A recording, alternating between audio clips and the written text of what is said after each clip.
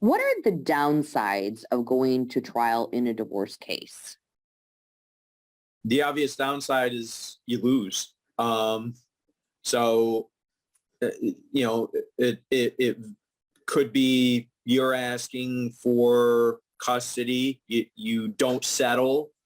Not only do you lose custody, but maybe you get less access time than the other side was even willing to agree to. So the other side is not obligated to keep to their best and last settlement offer at trial. If they go to trial, they could say, well, we're taking everything off the table. The other obvious downside is you're looking at counsel fees.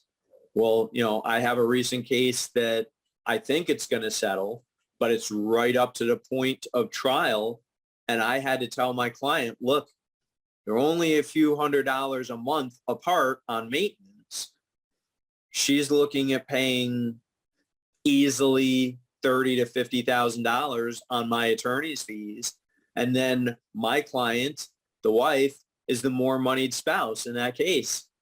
And the other side is going to ask for counsel fees. So I had to responsibly tell my client, look, they've made a certain offer on counsel fees.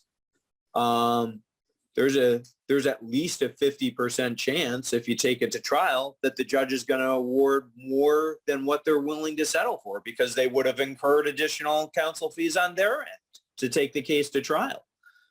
So not only are you going to be out roughly $30,000 to $50,000 on my fees, you're likely going to pay more in counsel fees than what they're willing to settle for.